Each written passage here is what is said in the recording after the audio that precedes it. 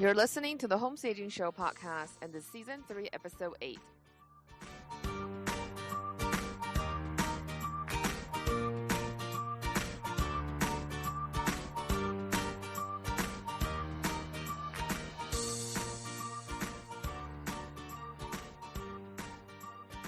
Hi guys, welcome back to the Home Staging Show podcast where we talk about all things real estate, home staging, and selling your home to live or to sell.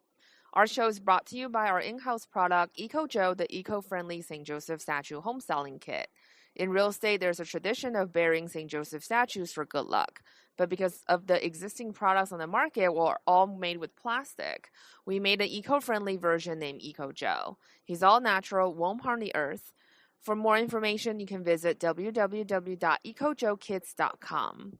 To celebrate St. Joseph's birthday this weekend, we'll be running a promotion for our shops on both stageformore.com and ecojokits.com.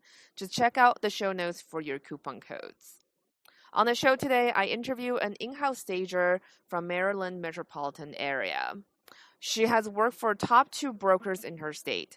Andrea started as a home marketing consultant. She not only provided staging consultations to homeowners on behalf of her brokers, she also marketed homes. One of the greatest advantages I think for me in my own home staging business is that I've worked as a real estate agent and I understand the nuances of the inner workings of real estate business.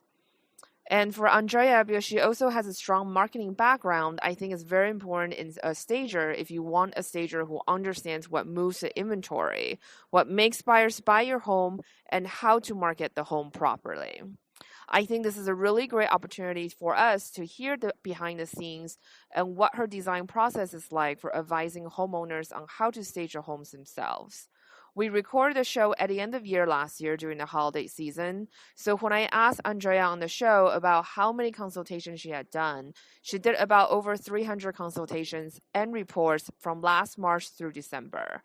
So just give you an idea of how many consultations she does in a year. I also had a cold when we recorded the episode during the holidays, so I apologize in advance if I didn't sound very coherent. I also think the business model mentioned on this episode is very interesting and very beneficial for the consumers, actually. I know a lot of stagers are against brokers staging their listings themselves, but I think the way Andrea's team does it and take a different approach is actually very beneficial for home sellers. I think when real estate agents work together with stagers hand in hand, working together as a team, and everyone does what they do best, that's really the best case scenario. And that's really what real teamwork is about. This is how home sellers can benefit the most from the sale when all members of the team work together, instead of against each other or tearing each other down. Each team member also does what he or she does best instead of trying to do everything themselves and get overwhelmed.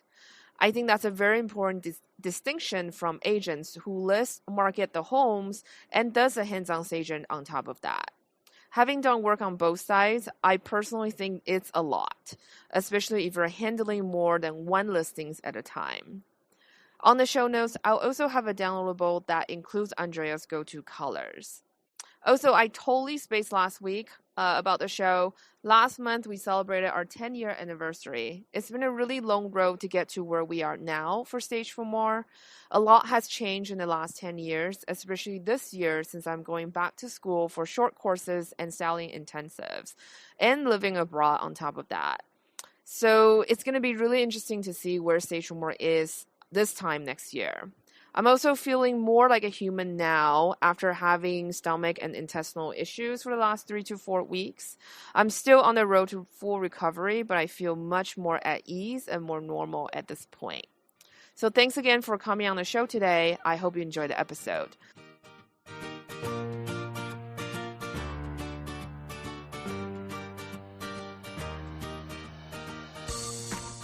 Hey, so Andrea, thank you for being on the show today. I really appreciate it. Absolutely. I'm excited to do this. I know. I mean, I was really excited when you emailed me because I just thought you had a really great background. Especially, I think it's a really rare opportunity that you have worked for top 2 real estate teams in Maryland. So can you tell us a little bit about yourself and then how did you get started in real estate? Yeah, sure. So I live in Annapolis, Maryland. basically, I kind of fell into the industry of home staging because I was just doing a lot of soul searching. I had moved from Pennsylvania to Maryland just kind of on a fluke. I had my degree in teaching actually, and I was looking for elementary ed jobs. And I always heard Maryland was screaming for teachers, and so I just moved to here on a fluke, thinking I was going to get my dream job, and that wasn't the case at all. So I kind of worked some odd jobs and things like that and ended up just doing some soul searching and realized that teaching wasn't for me. So I worked, in retail. I managed a little retail shop. And then I ended up working at a law firm. So I kind of dabbled in different things, trying to discover, what I wanted to do, who I was, and all that type of thing, which I'm sure a lot of people do. And I'm 30 years old, so it was kind of one of those transitional periods where I felt like I needed to figure it all out. So when I was working at the law firm, I worked with a woman who had done interior design, and she was kind of like my little guru. And she basically told me to kind of backtrack and figure out, ask myself what it was when I was a little kid that I really enjoyed doing.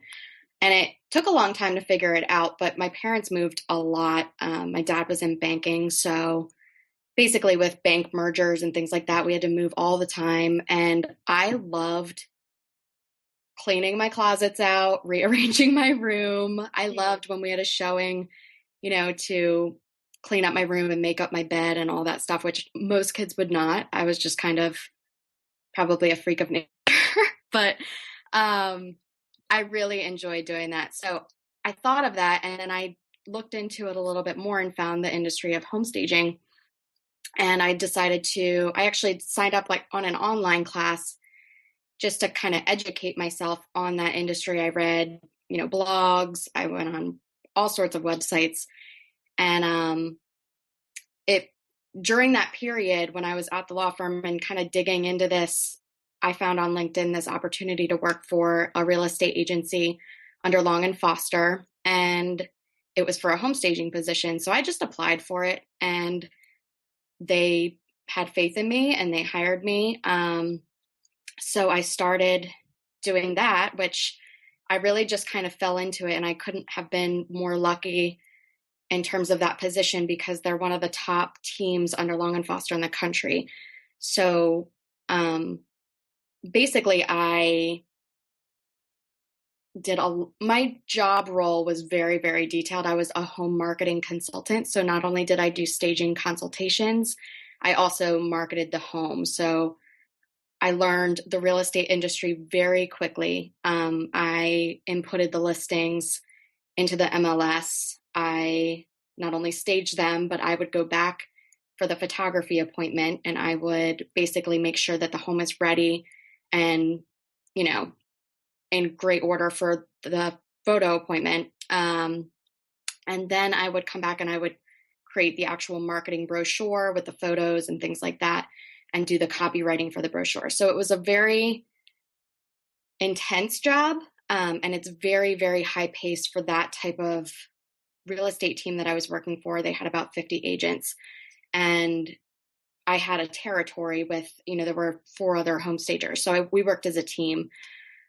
When it became a little too much, I actually was approached by another real estate agent that is a top agent under Keller Williams.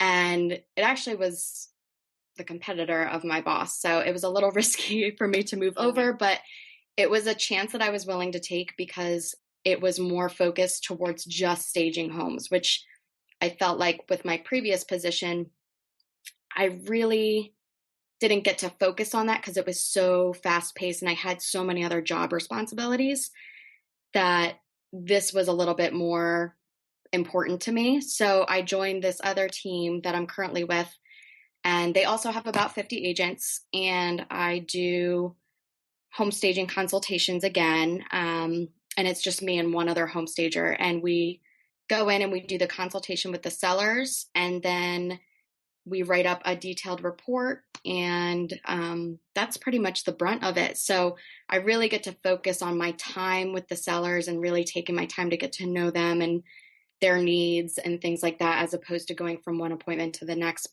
because I had so many other job responsibilities. So there's, you know, when you work for different teams, which I think is becoming a bigger trend with real estate, it's just kind of interesting the different roles that you can have with these different teams. So I think it's a very interesting business model, and I actually feel like I feel like I don't know, I think with especially with how competitive real estate is yeah. today, I think it does help to be more full service and more well-rounded as a real estate agent team. Mm-hmm. Um, there are many, many top producers who are by themselves with a team of assistants. But what I found that the most successful top producer, at least I've seen and met and worked with, they usually have a very full service menu for their home sellers. Yeah. They basically have a very big list of vendors that they refer to constantly, and they make sure that they can pretty much take care of their seller at every single point of their home selling process, which I think is very valuable because it is such a big it is a big undertaking, and it's so scary at times, I think, for a home seller. It's also a very emotional process. Absolutely. So we really, as I think as real estate professional, we really not necessarily like hand holding, like our sellers are not like incapable of anything, Sure. you Yeah. know, like I don't want them to sound like, delicate flowers in the greenhouses, but like there are things that you need to prepare them for, because like that saying is like, we don't know what we don't know. And so Yeah. I think that's actually a really good approach and very smart approach to have a stager in-house and to be able to provide that level of service Yeah, as a full service absolutely. And brokerage it's, does. I think it's an incentive for the sellers to have that backing and support, because it is a lot contacting certain contractors, and your list is so long, and then you have to pack and find. Most of the sellers that I meet with don't even have a home that they're going to yet. So it's just it's a very big undertaking. And it's really, these teams are almost like corporations. I mean, you get a whole group of people that really stand behind, at least this team that I'm working with. Like, they're a huge support system to the sellers, and it's great. Yeah, it sounds fantastic. Mm-hmm. If I ever sell my house, if I'm in Maryland, you guys would be the one I call. So can you tell us a little bit about the market you worked in? Because I think it's hard for a West Coaster to comprehend. Sure. Because you're working on one side of the state. And in California, that's pretty much impossible. Right. Because California is huge. And it's really different on East Coast. But I lived in the East Coast before. So, the culture and stuff is very different. So can you tell us a little bit about your market and what type of sellers do you usually work with, and what type of homes do you normally do? Sure. So the market that I'm in right now, we're basically like the DC, Baltimore metro area. So we're between two very large cities. Last April, I actually went out to California, and the traffic in LA is very close to where I am. It's starting to become very overcrowded, because most of these people work in these, big cities. So it ranges in the type of people that we have and the market, that we have. There's, Baltimore, DC's, it's actually its own separate area. So you have to have a different real estate license to be an agent in DC. So we don't touch DC, but we do the surrounding areas. So I would say we range from, young professionals that have moved from the cities that are out in the suburbs, normal sized colonials. And then you've got the city aspect, where we do a majority of our work in Baltimore. So the staging is much different in those different areas, because you have to create that lifestyle difference for the target market that you're trying to reach. So I would say the realm of what I deal with on a daily basis is mostly young families in the suburbs, um, moving out because they have overgrown the home. And then I also deal a lot with seniors who are downsizing and moving into senior living. So that's a big majority of what I do on a daily basis. And then there's, when we have the Baltimore properties, it's typically those young professionals that are either selling it because that's an investment for them, or they're, moving out of the city and things like that. So that's kind of the breadth of the market that I work in. Very cool. And can you tell us a little bit about the process that you take your home sellers through from beginning to finish? Sure. So when I walk in, I really just sit down with them and kind of put them at ease, because I've learned, I've only been doing this for 2 years. So I have tried every technique since I started this, and I was trained very, very shortly. So I kind of just learned as I went.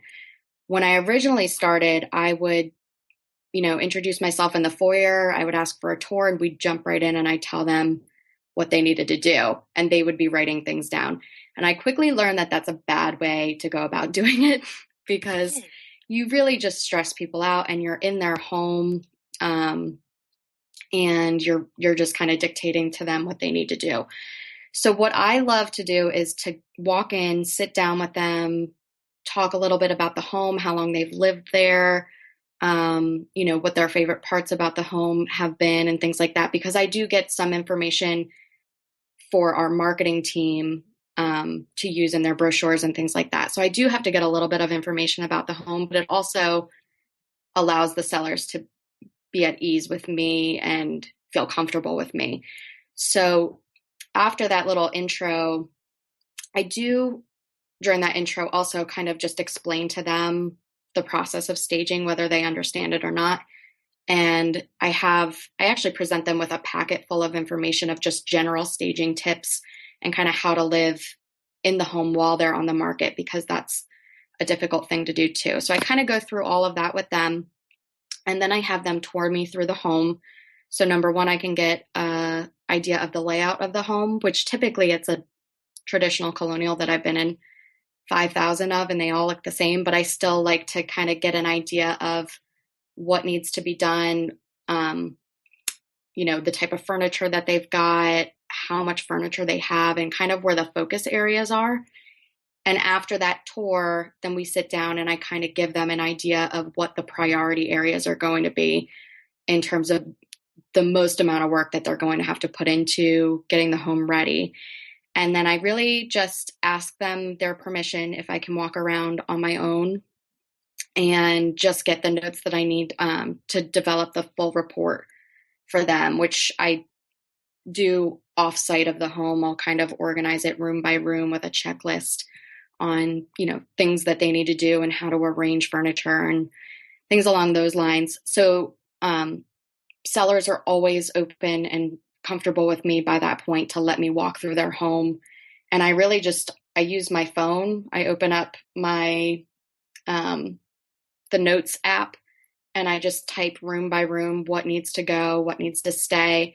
And then when I have all that information, then I take that back and build that report, and I'll put in, visuals that relate to those things that actually help them with the physical staging, because I don't do the physical staging for them. That's all on them. So that's kind of how it all works for me.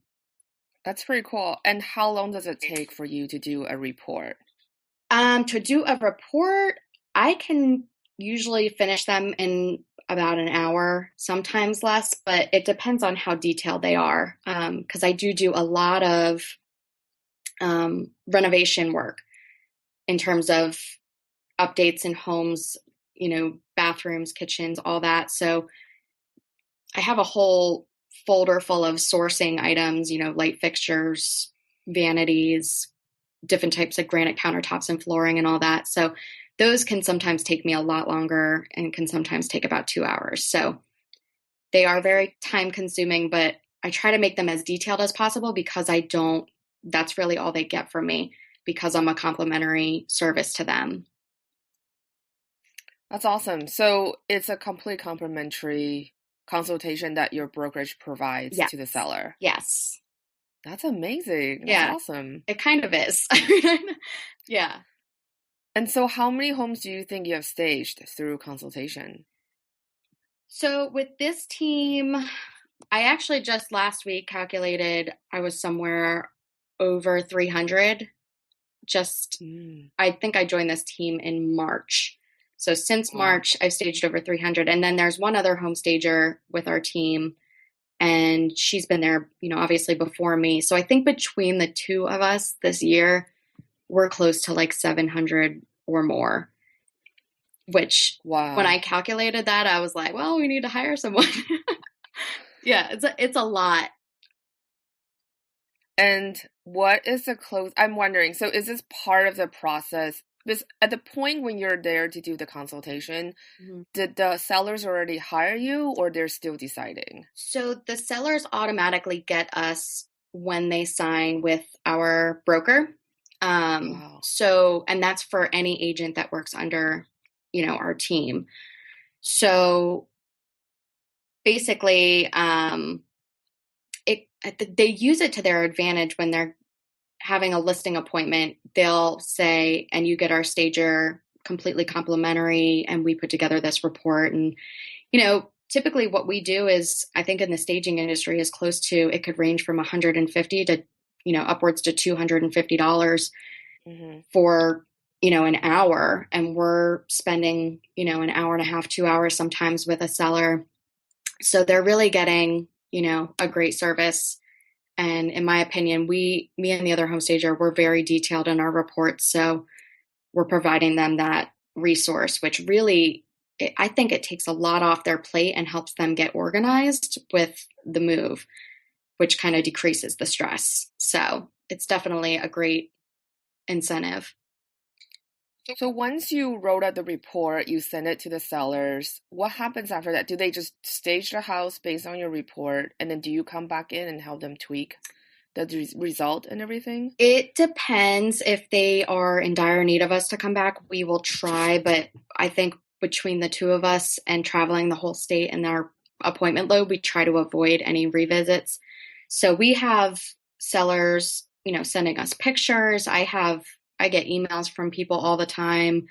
Um, everything down to their countertops. Like, does this KitchenAid mixer look okay on my countertop? So, Mm. it's easier for them just to snap a picture, send it to us rather than us traveling out and visiting them. But there are situations where, people really do need us, especially for the older clients and things like that. But we do have vendors, which I always thought that, me being a home stager on a team of real estate agents and things like that, where I'm complimentary to the sellers, that could be a deterrent for sellers to actually look and use a stager that actually comes in and does the physical staging. And I saw, if I had my own business as a home stager where I went in and did all the work and things like that, and then, I saw these real estate teams having this stager that goes in for free, I would see that as a threat. But it actually, I think it's important because we actually use each other. We have a couple great staging vendors where when our sellers can't do the work or aren't able to do the work, they will put them in touch with them and they can do the physical staging. And that's really helpful for our older senior clients because they can't physically do the work, especially if they don't have family or, friends in the area. So we are constantly putting them in touch with those vendors that can help them. I really love that Mhm. actually. I I'm known to be pretty transparent. Since this is my show, I'm gonna say whatever. But yeah, I'm not a fan. I just to be honest, I'm on those staging groups. Sometimes people say things about, oh, that realtor stagers. It, I'm kind of like, if they do a good job, that's all I really care about because I don't I'm no problem real estate agent crossing over doing staging. If they having been a real estate agent back in the day and then the stager, like I know the workload for both career track. If the realtor feels that they can step in and help their seller to accomplish those tasks, by all means do it. And if they do a good job, that's really all I care about. Because I think when we don't do a good job for the consumers, then it becomes a problem for the entire industry. Because I have worked with sellers who have been hurt by stagers that are unethical or just did not do a good job, stuff like that. And the sellers walked away feeling that the real estate people are just scammers. That's the thing. I don't care who does the staging as long as I think it's done correctly and you're running an ethical business where A, you're not undercharging and undercutting other stagers, and B, you're actually doing a really fantastic job. Right. That's, at the end of the day, that's all it matters. Because I really think we have to think long term for the industry and not short term. Right. And ultimately, I do love the idea of co-oping. I think what you guys are doing is fantastic, that you're referring out these projects to other staging companies. And at the end of the day, I think if the sellers are walking away happy, they feel like we as real estate professionals have done a great job for them.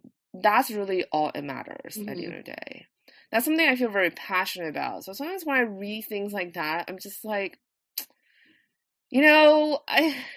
whatever. At the end of the day, I'm not going to go into a debate online over this, right.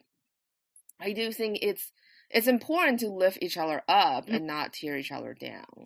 Yeah, and I think, it's a leverage for, home stagers that have their own businesses. They may not even think of the idea of approaching these real estate teams because they have stagers, but by all means they need to, because they need them. I mean, there's tons of vacant homes that these real estate teams do. I don't touch vacant homes. I don't, unless they need paint colors and updates, I'll go in there. But, we don't really do vacant homes. So, we need home stagers, as a contact, definitely. So I think they can use it to their advantage. Yeah, and it's interesting because I did retreat last year and the year before. I hosted a retreat for stagers who have been a certain level in their business. And one of the stagers, she is the in-house stager for a local real estate top producer team.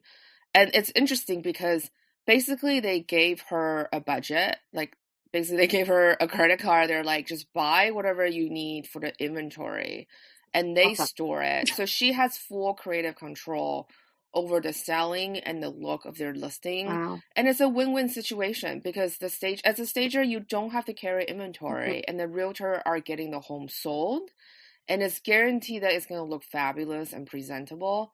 And at the end of the day, it's great. And I see so many stagers get burned out over having the warehouse, having the inventory. I mean, myself included, it is hard. Yeah. I mean, we have almost 6,000 square feet warehouse. Wow. It's our 10th year in, and sometimes you're just like, oh my God, I'm like a furniture mover. And it does wear people down. Yeah. And it's a shame because I hate to see stagers going out of business, just being hung up over, the operation side of things. Yeah. Yeah. Anyway, so I want to break things down a little bit. I always end up talking shop. No, that's with okay. Fellow stagers. I'm totally interested in that type of stuff. So yeah, I mean it's kind of interesting because I feel like you're on the other side of the coin, and it's definitely a really fascinating business model for me. And I think it's really smart on the agent's part that either you work with a stager as a partner, where the stager comes in and stage your listing. And deal with it vacant, because I do mostly vacant. I don't do redesign or occupy projects anymore. Or you have someone in-house where if you can work with your sellers directly and they can vet the vacant home stagers that, come in and do your projects. I think it's a fantastic idea. But I want to break down things a little bit more. Especially, I think it's quite a treat to have someone like you on the show for the homeowners who are listening to the show. So let's start with the homeowners where you're using their stuff in their space to stage. What is the process like for the home seller? So once they get a report, do you tell them, hey, you know, the broker really would like this on the market by this date? Do you give them kind of like, it sounds like you give them a checklist, which is Mhm. great, but do you give them also kind of like a timeline of when they need to accomplish a certain step kind of thing? I do to a point. In my last position, I definitely did because I was literally the one getting the homes on the market. I was scheduling their photography appointments and things like that. I don't handle it to that extent this time around, but I mean, I'll kind of hit on both because it exists. So Yeah. when I worked for the previous position, there would be times where I went in on a Friday and the agent would want them on the market that following Thursday, which would mean that photography needed to be done between that, typically Monday, Tuesday, or Wednesday. So they really only had the weekend to get the home ready. And I would be the one to really make sure that they get themselves ready for that timeline. And typically, sometimes there were, you would push a week or two because they needed a little bit more time. But I mean, I was really, really pushing sellers and getting them motivated because I was very involved in that aspect of it. With the position I have now, the agent really discusses the market date that they want for their sellers, when they should be ready or when they want to go on. And the agents are a little bit more involved with the position that I have now. So I'll go in and stage the home, send them their report, and kind of just let our admin, the photographer know, and the agent know, they should be ready by this date. And basically, the photographer kind of just reaches out and, make sure that they're ready. If they're not ready, then they kind of, you know, wait a week or let the photographer know when they're ready. So it's a little bit more flexible. And I don't feel like I pressure sellers as much, which is a little less stressful for me. And I think it's a little less stressful for them as well, because that timeline really can be tight and, pressure people. So, yeah, that's kind of how we work the timeline. And I personally have worked with sellers who due to unfortunate events they have to sell their home, and so it feels like they're almost kind of sabotaging their sale every step of the way. Like we will ask them to pack things. I'm thinking of this particular project where this agent actually intervene and start packing stuff for Oh, the wow. seller. And the thing is, she would pack a box, and the seller would be behind her to unpack a box. Oh, And God. well, that's pretty extreme, Yeah. but what can you do to help to motivate the seller if you encounter situations like that?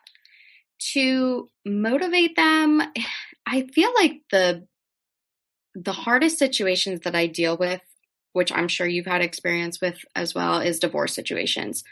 Yes. Um, because one person is typically being pushed out and they don't want to go. So I try not to get too involved in the personal aspect of it, because you'll be there for hours and it becomes a therapy session. So I Right. really just try to focus the seller on, the market being great right now. Why are you, I guess, just trying to, it depends on the situation, but I think just maybe focusing them on why they want to sell the house in the first place, whether the house is too big or, you know, I see a lot with older sellers. I actually, back in, I think it was like March, I staged a home for a couple who had lived in the house for 65 years. And Wow. the sweetest people in the world, but they did not like me being there because she didn't want people telling her, you know, to move these things out because she wasn't mentally ready to move. So I guess this is probably the best example. Um, but it took a long time to kind of get her in that mindset and, find that place to go. She was moving into a senior living facility with her husband. And I think once they kind of got excited about the new place, that's when things started moving. And actually, the family got involved. So I was very involved with the son and his wife to actually get the home staged because their parents physically couldn't do it. So I think having that support system between, depending on the age, again, of the sellers, in that particular situation, it was having the support of the son and his wife, the agent, to help her find that new home that she loves and let go of this house that she's lived in for 65 years that was, had so many stories. So, yeah, I think that's kind of the best way. I mean, it's a process with those types of people. Like I said, I've only been doing this for 2 years, but I've been in many situations like that where certain people can't let go. And I would say a majority of them are divorce situations, which are very difficult to deal with. But I think if you have the support of the agent, and there's power in numbers. I think if you have someone else to kind of sit down with the seller and explain, this is what you need to do, this is what you need to do to move on, and kind of go from there. So Yeah, I think that's very true. mm. And what is your design process like when you're working with these homes? My design process is, like I said, when I'm doing my reports, I have built up this huge inventory of just visuals to help sellers stage their home.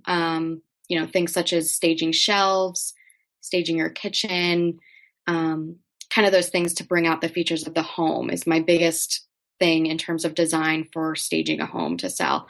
I also push a lot of people that have older style comforters and shower curtains and things along those lines to, go to Target, go to Home Goods, and get just a couple of those, modern textile bedding, pillows, that kind of thing.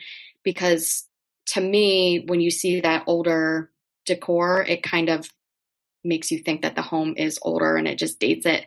So I think that's really important. And yeah, I think, does that answer your question? Yeah. I forget what the question was. Your design process. I think Right. it's interesting to ask about everyone's design process, and I think that's great. Because I think you have done so many consultations in just 1 year, and you must have amassed just like a wealth of, basically a library of all these resources that are easy to get for homeowners and accessible to them. There are situations where when I did occupy homes, where especially with young buyers, I feel like a lot of people are scared of their walls. Mm-hmm. So they might have really nice furniture, but they have nothing at all on their walls. Right. Maybe their wedding photo, and that's it. So we would actually recommend them, or just bringing artwork for them, because we have that inventory. Mm-hmm. So I assume it's probably similar. Do you actually go and tell the seller maybe you need to buy a few things? Yeah, we'll again source first items that are really cost effective. Like Target is just a great place to send sellers when they just need a couple things to kind of freshen up the space, because it's very cost effective and very on trend. So, I love Target. I'm like obsessed. I know. They're what is that line? Threshold. The Threshold. line, So good. all of it. It's great. Yeah. So, I worked on their photo shoots actually, and it's very cool because when you're working on photo shoots, you're seeing products coming out for following season, that's and they're cool. very, very on trend. Like the buyers really know what they're doing, Mm-hmm. and they really take into consideration. Like they know their target audience very, very well. That's the other thing. When I teach about staging, I'm always like, you really need to know your buyers, and Mm-hmm. Target really know who their buyers are. So I'm a huge fan of the threshold line. Mm-hmm. Absolutely. And then how involved are the home sellers? Do you outline a list of things they have to do and they do all the work themselves most of the time? Yes. So, like I said, I really only visit them once for the most part, and then I just kind of guide them from there if they have questions. So they're really, again, I organize it. The report that I give them, I organize it room by room with a very specific checklist. Oftentimes, if they need to rearrange furniture, I'll draw out the floor plan for them just to help them, make the room feel as large as possible and things along those lines. So Um, yeah, they pretty much do everything themselves. And honestly, in the 2 years that I've been doing this, I am amazed at how much sellers accomplish, Mm. to get it done. I feel like you're almost like their teacher in elementary school and they want to, show it off to you. Like they're so excited once everything's done. Aw. Because I always have people sending me pictures, of what they've done, which to me, I think that's kind of rewarding. So, um, yeah, they pretty much do the work themselves and they usually do everything that I tell them to do. So that's a good thing. I also love that you have this background of teaching. I think that's probably why you're so good at what you do too. Because in a way, you are teaching them how to stage your house, and they probably feel like a huge sense of accomplishment to be able to stage your home themselves. Because I feel like, I don't know, I feel like decorating your home and styling should be a really fun process, but I can see how that's kind of daunting for a lot of homeowners who feel Yes. like they're not, because they don't work in creative fields, Hmm. but they want to, but they don't know, they don't have the tools and access to do it. But you Right. come in and you tell them and you guide them through with these checklists and report, and then they're like, oh, I can do this too. I mean, it's not hard. I mean, anyone can hang up a shelf. It's Hmm. not, you just need to learn how to use a power tool. So yeah, I Right. think that's great. Yeah. And I And think, yeah. like I said, that the packet that I give them when we first meet and sit down, it kind of hits every room of the home as well. It kind of overlaps the report that I give them, but it's more broad and general in terms of the information in there, but it educates them on an understanding of what staging is and why we suggest the things that we suggest, like, you know, putting away all your personal hygiene in the bathrooms and all those things that they wouldn't really, most people don't actually think of it. Like before I started doing these reports, I would see pictures of people leaving out their soaps and toothbrushes and all that stuff. So Yeah. it's good for my frame of mind too, to know that I'm telling them to do that and hopefully they'll have it gone for the photos. So yeah, it's definitely, I think, a helpful tool for them to get it ready. Yeah, there's quite a few quirky things I feel like we ask sellers to do, and they were just like, why does that even matter? But it's all about buyer psychology. I mean, we know the house has been lived in, but people don't really want to think about who lived there Hmm. and who's before them. And then by leaving out these like trash can or toilet Right. brush, people don't want to see that. Hmm. They want kind of see, almost I feel like a fantasy in a way of Yeah. what the lifestyle would be and what the home could be, but not Hmm. necessarily like the day-to-day kind of like taking out the trash and doing dishes kind of thing. Yeah, exactly.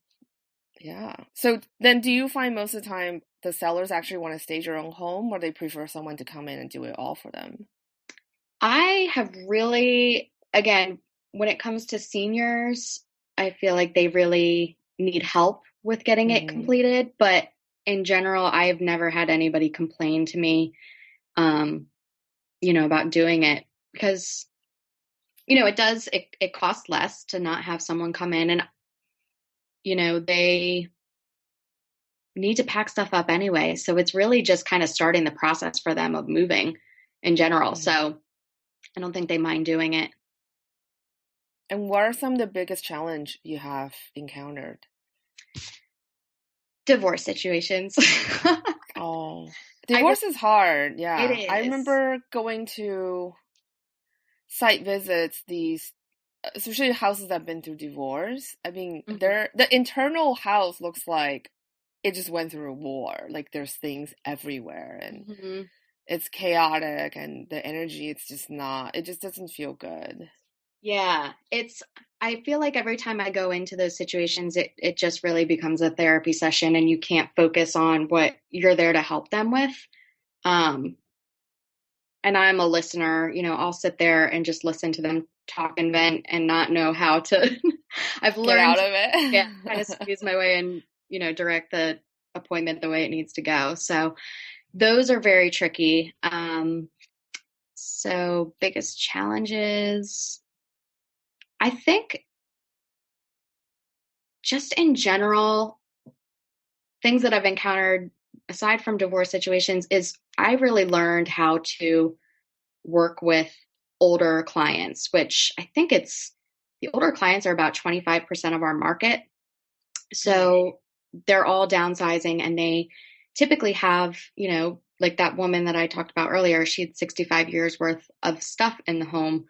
Um, so those are really difficult situations as a home stager to even write a report up because there's so much stuff.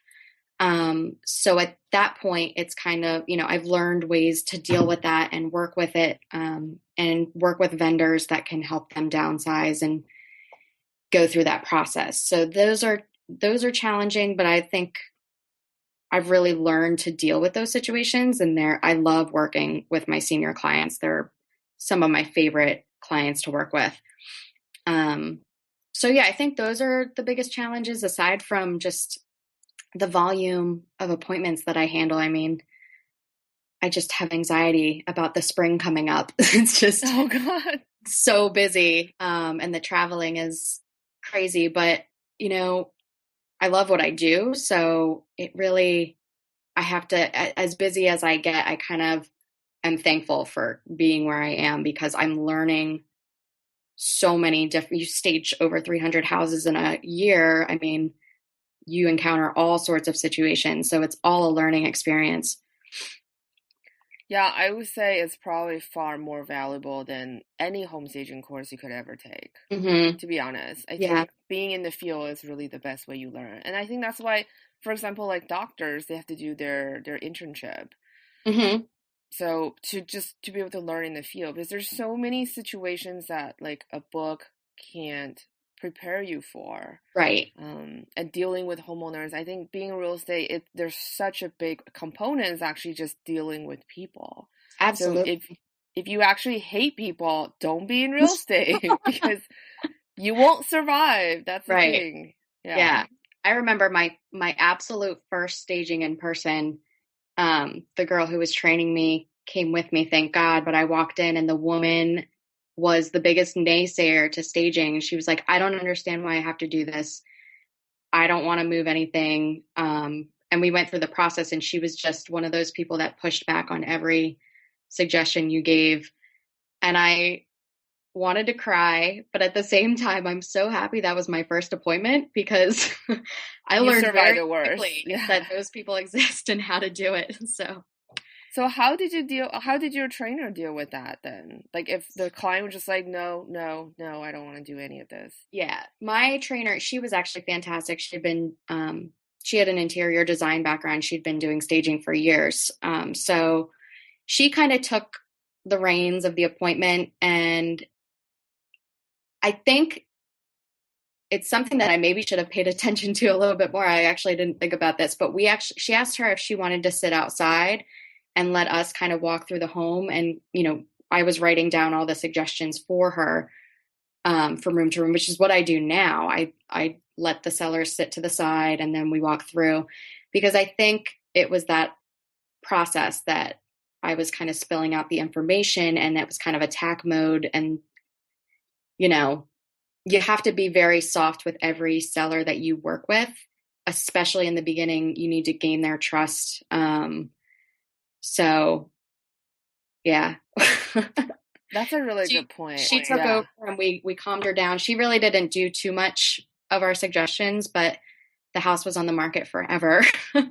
And then we had to go back in and I think the house sold pretty quickly after we came back in and then she decided to do some things. Yeah, I mean they have to recognize at some point that they're actually sabotaging themselves Uh-huh. by leaving money on the table, by not listening to what professionals come in and told you to do. Mm-hmm. That is rough. I'm sorry to go through that, but Yeah. yeah, The other having been there too, I understand. Yeah.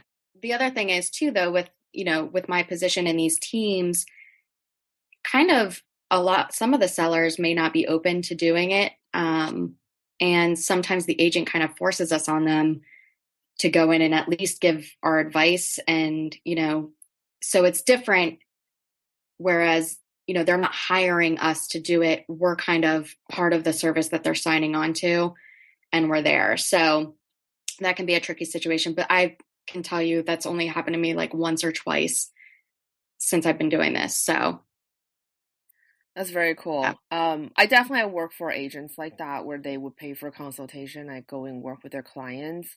And a lot of times, I remember this particular home. it- a lot of times too, it's you have to build that rapport with the seller because they might Mhm. just be like, "Who the F are you? Why are you here? Like, are you like here to tell me my house is not great?" I'm like, "No, Uh-huh. that's not what I'm doing."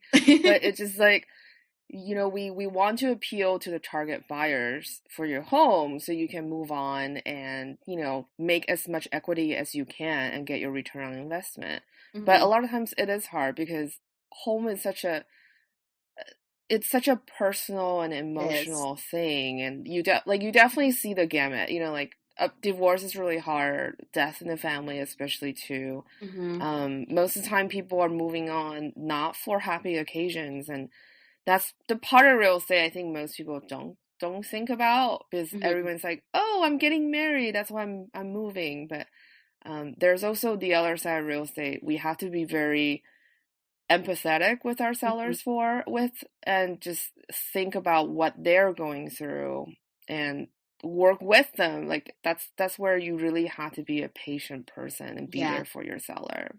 100%. And what would you say are your best advices for homeowners who want to stage their homes themselves?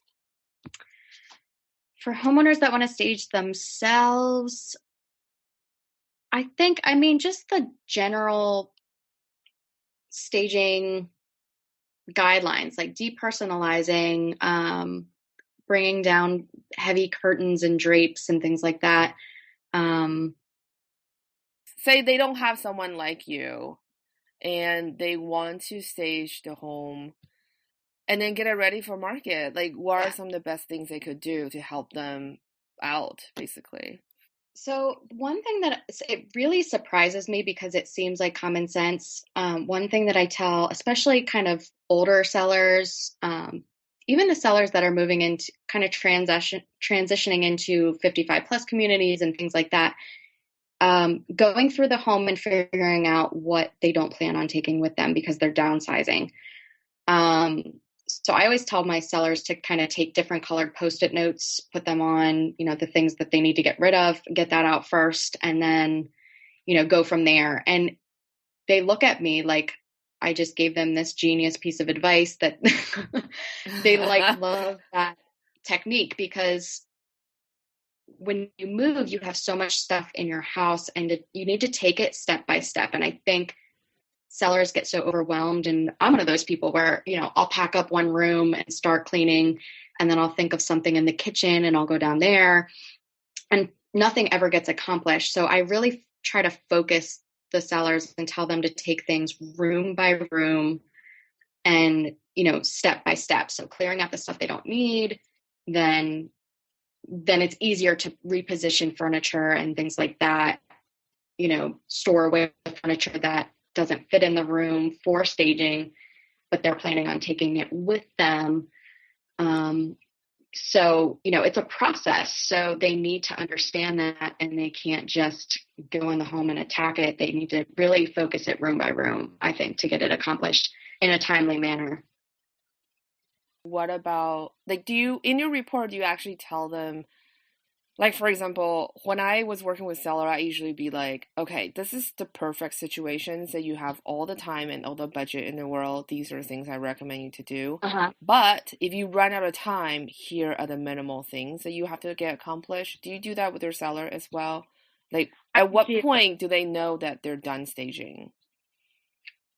Yeah. So when I do the report, typically, if they need to do a lot of extra items that may cost money, I typically put a priority list at the top of the report, to give them maybe they're like top 3 tier best options of updating the home where they would get a return on their investment.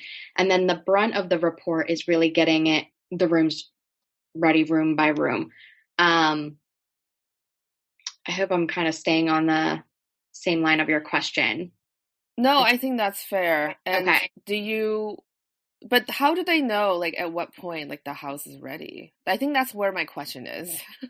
Yeah, I think I work with so many, it's more so like the younger sellers, like young families where they focus too much on detail of the home. And I Yeah. really make it apparent to them that they don't need to worry about every doorknob in the home being the same color. Like certain things like that. Sometimes if the home looks beautiful, not your average buyer is going to focus on those little details, because you're selling your home, you know, but obviously if every, fixture in the home is a different finish, then that's a problem. But I think some people focus too much on the little tiny details, and it doesn't need to be that difficult. So I feel like I've never really have sellers contact me and ask me a question like, do I need to do this, and this? I feel like I give them the report with really just the standard of how to get each room ready to its best, ability. And I never really hear from them again. And then the pictures turn out great. So I think if you kind of organize it like that checklist, and I always stress that word checklist to them because it really just kind of helps them make sure that the room, is ready. Totally agree with that. Yeah, and I want to talk about renovation and updates really quickly Mhm. because that's also a very big part of what you do for your teams. So Yes. how do you go about choosing finishes for the home? So it really depends on the location of the home because, like I said, there are different areas where your target market is different. Um, in terms of choosing the finishes, I have some go-to colors in terms of paint. I always the real estate colors, neutral, um, things along those lines. Again, the finishes in terms of fixtures and flooring and all of that. I feel like Home Depot and Lowe's are just very cost effective places that are perfect for the sellers to access, and it's affordable to everybody. So I do a lot of sourcing from there. Um, and I get a lot of my inspiration on, bathroom remodels and redesign for kitchens and things like that from House and, you know, things that kind of are on trend. And Google search is just my best friend because I can type anything in and pull up the images and find what I'm looking for. So that's really important to me because I can take an idea that I have in my head in terms of finishes and design and implement that into the report so that the seller can see an image of it so that they can refer to what I'm suggesting, if that makes sense. And I work a lot we have a couple contractors that work with our team and make certain renovations affordable for them. And even there's one company that we work with that actually offsets the payment of the project. And then once the house sells, then the sellers will pay that back to the contractor. So I do a lot of that for them. I'll choose, bathroom tiles, flooring, vanities, mirrors, you name it. I mean, I'll pretty much redesign a whole bathroom for them. And then the contractors will build the estimate based on that. That's so cool.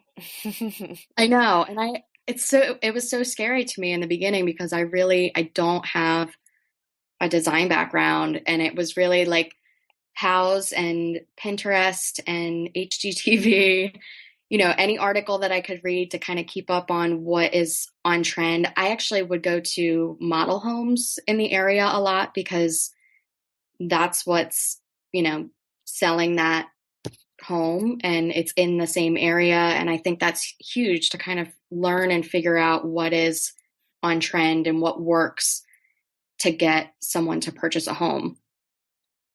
I think that's so cool. So what type of tiles and countertop do you usually choose? So granite is huge. the broker that I work for is very big on granite countertops. Um, so, we work with different vendors that are local to us. So, we have our preferred vendors and things like that, that we just kind of work well with, and we know that they're great and reliable vendors. So I kind of choose certain types of granite finishes that I think would fit with the decor of the home and the color and things like that.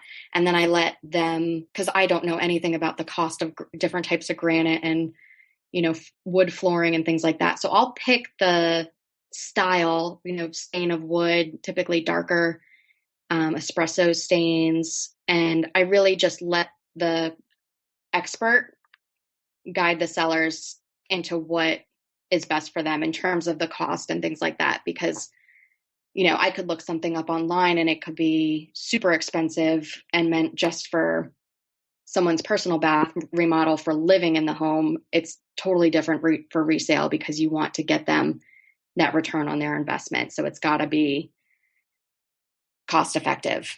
So yeah, I think granite is huge in our area. The finishes for light fixtures and, hardware and that type of thing is very big on brushed nickel and oil rub bronze. We work kind of in a suburb area that, we've got the country roads and all of that stuff, but it's still close to the cities. So in terms of paint colors, I use a lot of like the, neutral beiges, and then I mix that with like gray tones with the, little bit of blue in it and things like that to kind of give that fresh look. Almost like what's that show on HGTV, or is it HGTV or the DIY network with Joanna Gaines and Fixer Upper. Fixer Upper. Mm-hmm. Yeah. So that's kind of the style in this area, the darker woods, light granite countertops, and kind of those gray and neutral beige paint colors. That's very cool. Those colors sell really well. They do. Yeah. Yeah. Big fan of them. Yeah. Stuff goes really fast when we update a home as a whole. When we do a complete redesign, it's amazing how quickly it goes. So when you're spec'ing these finishes, so your contractor works out what materials they end up using?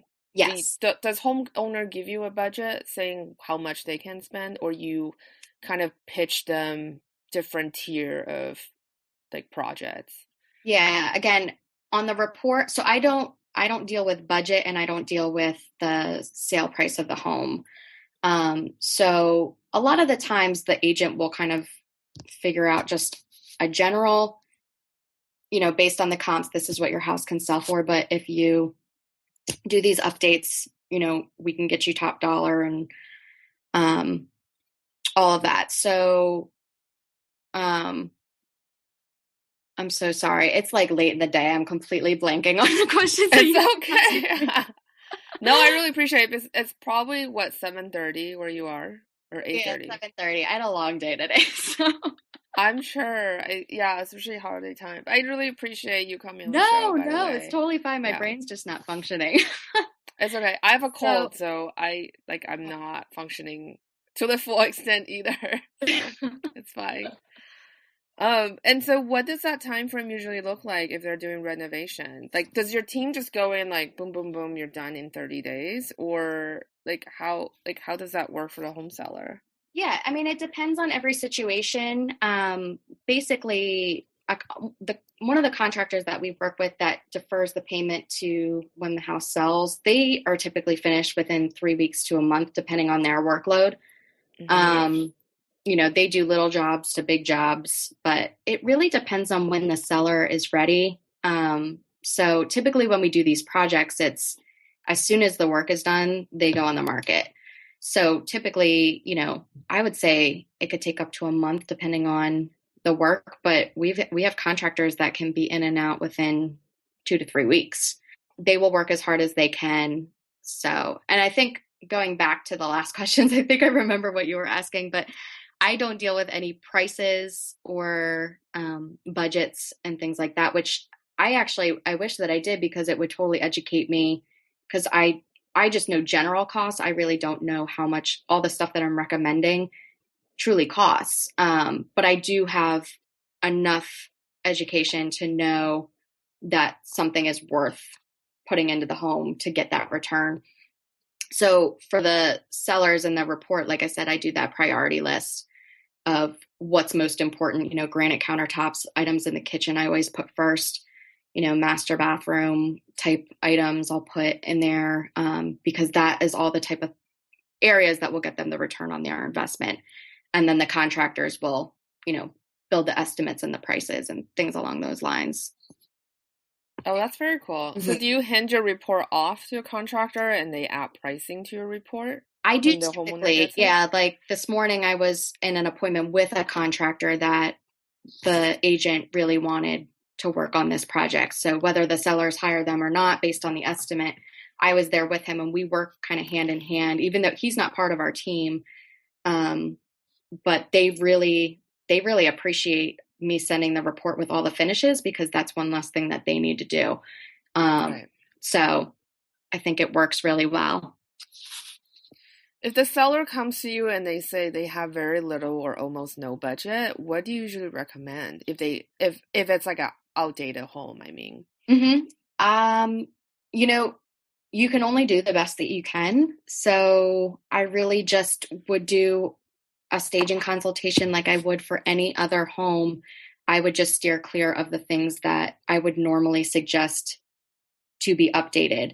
Sometimes if it's an affordable update that wouldn't break the bank, I'll still put it in the report and say, consider this or look into this. Like if it's carpet, if their carpet is destroyed and it needs, to be replaced, that kind of thing. Or especially I do a lot of homes outside the Baltimore area where hardwoods have been carpeted. I think the house would sell much better if they expose the hardwoods. So little things like that, I'll still recommend to them, whether they do it or not, that's their discretion. But I don't like to pressure sellers and make them feel like they need to do this. I think everybody's budget is different. And I tell every seller that I visit, whether they're in a small condo to like $1 million homes, I always tell people that I'll put that priority list, and based upon their budget, they do what they can, because everybody's budget is different. That's very cool. Mm-hmm. And what are some of the go-to paint colors that you normally use? Paint colors. So I really only use Sherwin-Williams. I love Sherwin-Williams colors, and we have them everywhere out here. I don't know if they're everywhere in California. They're pretty big now, and they have this partnership with Pottery Barn. By the way, we're not sponsored by Sherwin-Williams, but oh yeah, but yeah, they have come out. They have come out with some really cool collaborations with the Pottery Barn companies. So yes. yeah. Mm-hmm. Yeah, so Sherwin-Williams, I use Modern Gray. It's kind of like a taupey gray color, very light but pretty. I feel like I love like lighter white colors where they're just a little off-white but still pop against crown molding. So I use often I'll use Oyster White by Sherwin-Williams.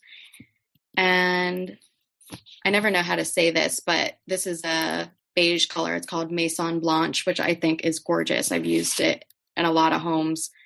And my parents just purchased a home and they painted their house with it because I love it so much. And then in terms of those like grayish blue colors where they kind of change with the lighting of the room, I do this a lot in like bedrooms and bathrooms. There's a color Front Porch, and Silver Point, I think, is really pretty.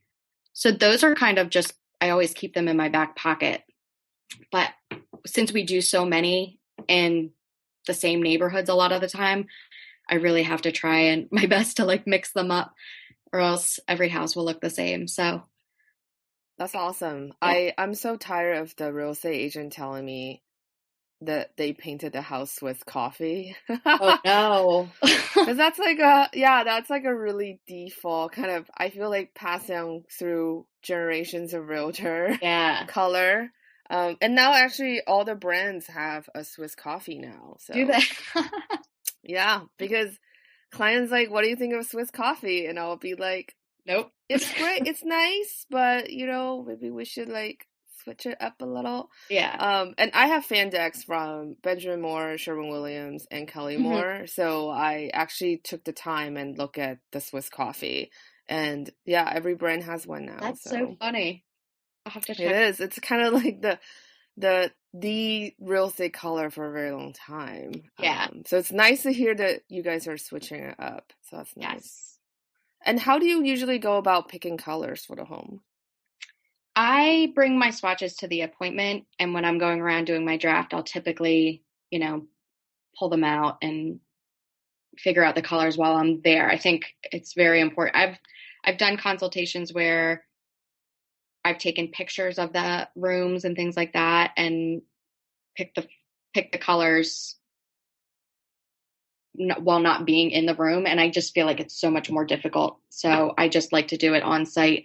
And actually the sellers really appreciate, like, at the end of the appointment I'll say these are the colors that I'm thinking, even though most of them are interested in the colors that you're choosing because it's still their home, but most people are like, oh, I don't really care, it's not my house anymore. So like, just as long as it sells the house, just that's great. But I think they appreciate you taking the time to choose those colors while you're there. And I think just for your own sake of mind, it's so much better to choose those colors, because I do a lot of homes where the trim, I love the bright glossy white trim and doors and things like that, but not every house has that. They'll have kind of like a off-white color. So, certain colors like that Maison Blanche will just mesh with that trim color and it won't pop as much. So I really have to keep that into consideration when I'm going through the home, to make sure if they don't have the money and the budget to do all the trim and the, baseboards and the door frames and the doors, that you need to choose a color that's not going to blend with that. That's very cool. Yeah, picking colors is it's such a big topic because It every is. home is different. The way the light hits the home is different. So Mm, yeah, like I'm most interested to hear how other people's process are. yeah. And what are some of the biggest lessons you have learned by doing such a high volume of homes across the state of Maryland? I would say to breathe. Yes. I think no, I'm just kidding. Yeah, it can be very demanding and hard at times, especially when we're very busy. I think last spring market, my coworker was on maternity leave, and I did 20 consultations in 1 week across the whole state, and it was a lot. Oh my So gosh. yeah, I mean, I think at that capacity, it's just important to kind of bring yourself down and breathe. But other than that, I think just with such a high volume and going from appointment to appointment, it's really taking the time when you enter each appointment to really focus on you're there for those particular sellers, not think about all the other meetings that you have that day or reports that you need to write. I think it's important to sit with those sellers and understand them and be sensitive to them, because they really do pick up on your energy.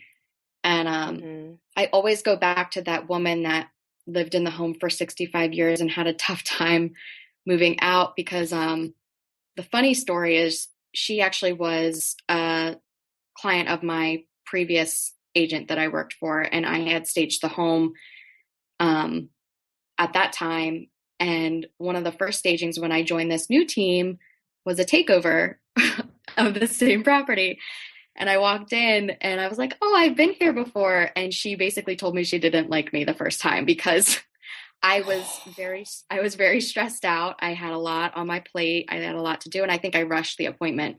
And that was the biggest lesson that I learned to this day on how to handle each appointment, because I knew at that moment that I really didn't give them the attention that they needed, and the, support and the education and, the time and energy to their particular situation. I was so worried about other things. So I think that's the biggest thing that I've learned working at such a high volume.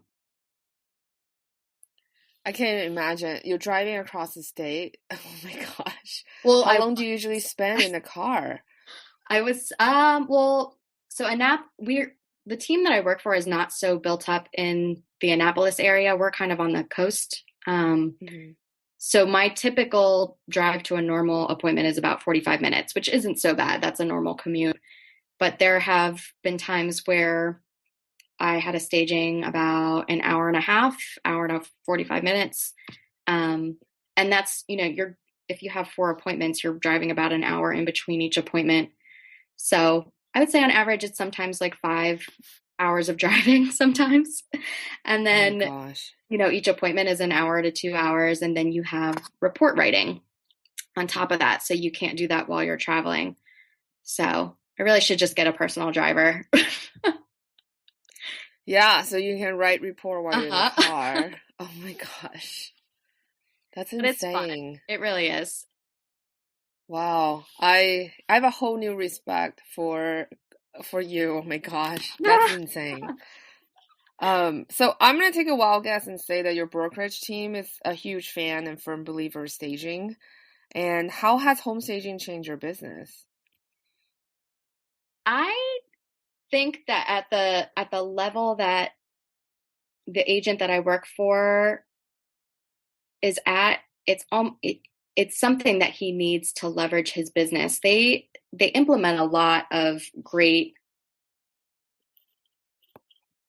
features for their sellers and buyers. I mean, any client of theirs gets a lot of really great incentives for listing with us.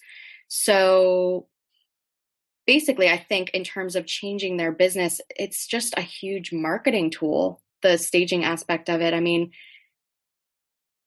newspaper ads and things like that just say, you get this stager complimentary if you sign with us.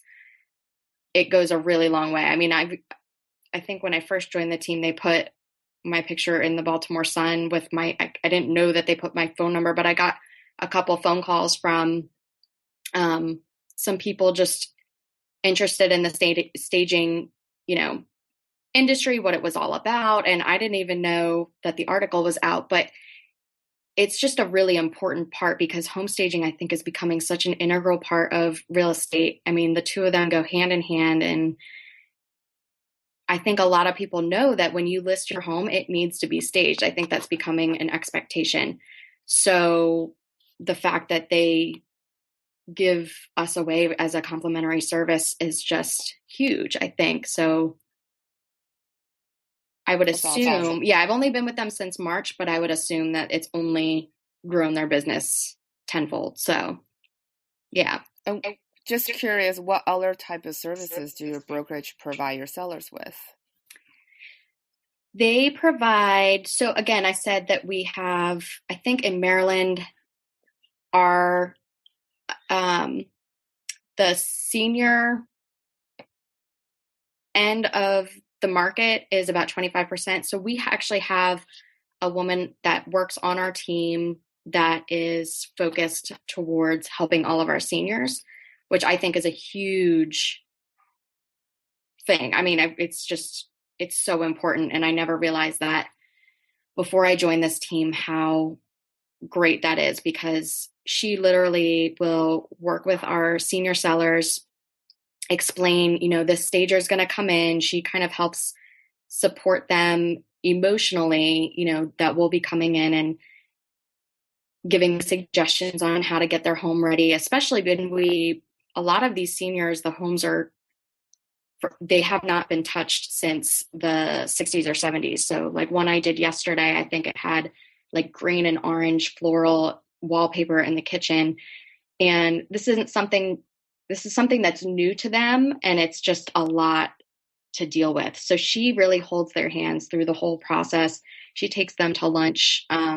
She helps them transition to senior living homes and find the places that, fit their needs. She helps them put them in touch with certain vendors that will help them downsize. And it's just an incredible service. So between that and the staging, I think those two services are really key to the business. That sounds amazing. Like, Hmm. I think that is really going above and beyond It of is. what most agents do. Yeah. And then, in your experiences, why don't stage homes sell? So it depends on, I see things go on the market every week and I see things come through that have sold. And so often the vacant homes are just on the market a lot longer. And I mean, I wish I had more time to kind of keep track of how long staged homes are on the market compared to vacant or unstaged homes. But I think it just makes a huge difference. The whole staging industry has made this staple that basically when you walk in the home, buyers can visualize themselves in the home. And when I walk in a home, I always kind of put myself in the buyer's perspective in terms of choosing the finishes and things like that. Like if I was to purchase this home or if I was this person, what would I want in this home to make it move in ready? So I think by focusing on that move in ready mentality, houses just move really fast. I mean, I've done homes where they've sold in a day. It's just crazy how fast staged homes go. And there are, we do get those certain homes that sit on the market for a little bit longer, but there are certain areas that don't, it's tricky. Like if it's a bad location and it's staged, we can't control that. So, yeah, I think it just makes a huge difference. It really does. So, would you say when you stage a house and for some reason it's not selling, it usually comes down to reasons that basically you can't control, like location, economy, that kind of stuff? Yes. Yeah. I mean, I've had situations where there was a house that I staged and literally they did everything that they could. The other home stager even looked at the home and didn't really have much feedback on it. I mean, there really wasn't much that we could do to make it look any better. Certain feedback was coming back that the family room was too small, that they didn't like the yard. So like those things we can't really control the layout of the house or, the architecture. So, it really is getting that right buyer to walk through the door. So that's just, we can't control that. Yeah, that's totally understandable. And where can our listeners find you? You can find me, I mean, I'm on every social media area that there is. I don't use Twitter. I don't really understand Twitter, but I have a I have a Pinterest. I'm on LinkedIn. That's probably the best way to reach me because you could see, you know, my background, where I've worked. You could see where I'm working. Um, and I also put a link on my LinkedIn to my website. I just kind of put together a portfolio of, you know, homes that I've staged in the past and then, examples of the copywriting that I've done for brochures for properties and things along those lines. So I guess LinkedIn, Facebook, Twitter, not Twitter. I don't know Twitter. I'll link to your website and your portfolio in our Okay, show notes as perfect. well, so the listeners can see when they get a chance to get to a computer. Great. And what is the one tip you will give to a homeowner who are thinking about putting their home on the market? Someone that is thinking about putting their home on the market, I always tell people to meet. So I just feel like so often that sellers say, well, I'm not ready.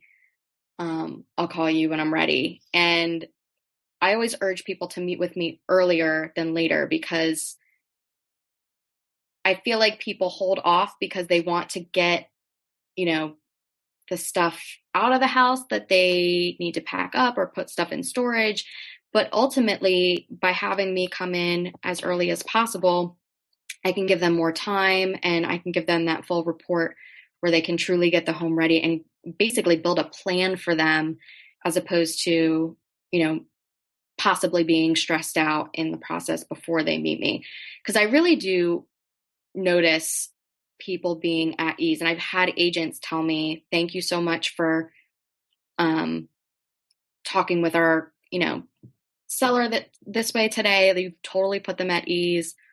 I think we are the calming voice before going on the market because we really do give sellers a plan. So I would say the one tip is to meet me as early as possible and not wait to meet me, because it only gives you more time to get the home ready. That's very true. So thank you so much for coming on the show. I mean, you gave us so